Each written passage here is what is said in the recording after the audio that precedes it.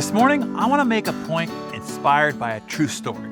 Some time ago, Cheryl was standing in the checkout line behind a woman who looked to be in her 60s. When it was her turn to pay, the cashier, familiar with the woman, greeted her by name and asked her how she was doing. The woman looked down, she shook her head and said, "Not so good." She explained that her husband just had lost his job and her son is up to his old tricks again. Then she said, "The truth is, I don't even know how I'm going to get through the holidays." Then she paid the majority of her purchases with food stamps. This ached Cheryl's heart. She wanted to help, but didn't know how. Should she give her money, offer to pay for her groceries, ask for her husband's resume? Cheryl is a successful executive and could have easily done any of those things for this woman, but she certainly didn't want to be presumptuous and insult this woman either. As she walked to the parking lot, she spotted the woman returning her cart.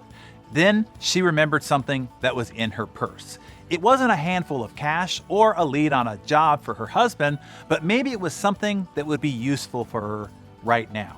"Excuse me," Cheryl said, in her voice trembling a bit. "I couldn't help but overhear what you said to the cashier. It sounds like you're going through a tough time right now. I'm so sorry to hear about it. I'd like to give you something." Cheryl handed her a business-sized card.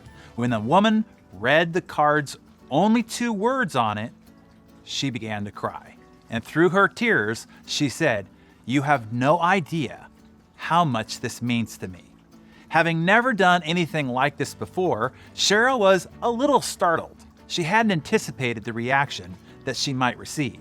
All she could think in response was, "Oh my, would it be okay if I gave you a hug?" After they embraced, Cheryl walked back to her car and began to cry too. The words on that card said, "You matter." A few weeks earlier, a colleague had given Cheryl the same card as encouragement when he knew that she was feeling stressed and overwhelmed herself. It had made a difference for her too. That experience was years ago for Cheryl. It was brought up when asked, "When have you felt most successful?"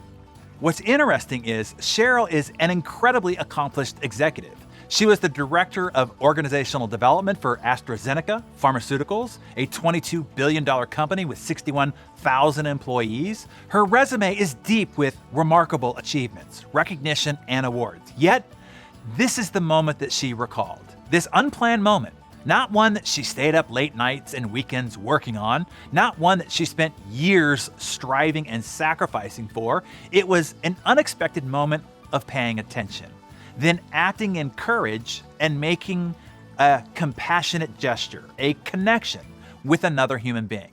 This was the moment when she felt most successful. And it would be these moments when Cheryl's family, friends, and colleagues would mention when they try to sum up her life in her eulogy. It won't be the awards. It won't be the extra billions that she helped the company report to Wall Street and the shareholders. It won't be the ladder of titles that she climbed inside the corporation. It will be the moments that she touched someone, the moments that she connected with someone, the moments she made others feel validated, seen, and understood.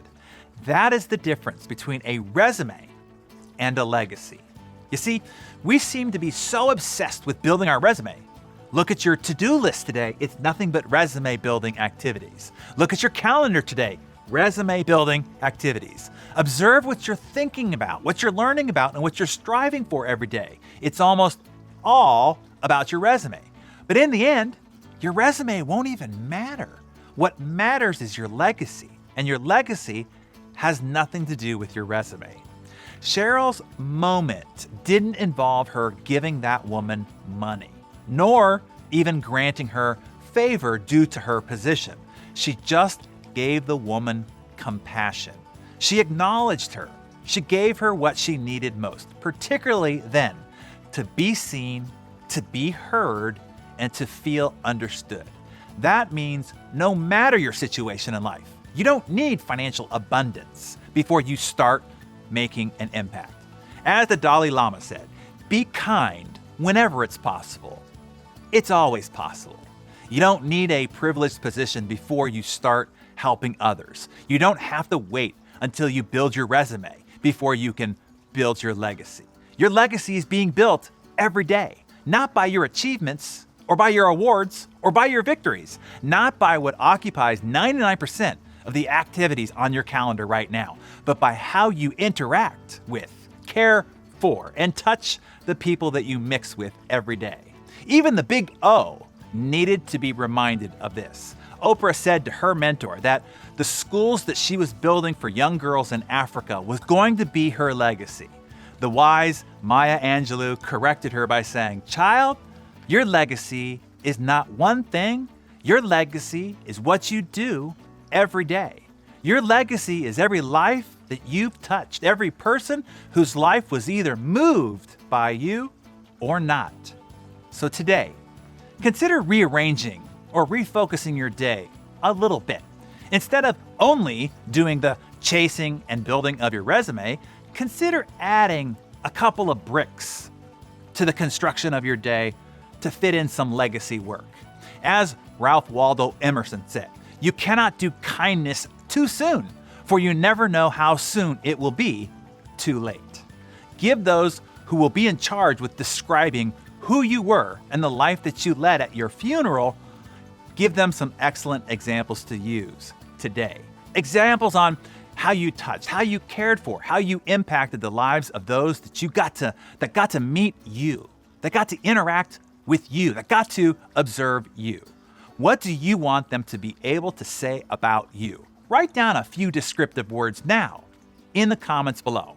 Then look for opportunities to demonstrate those words throughout your interactions today.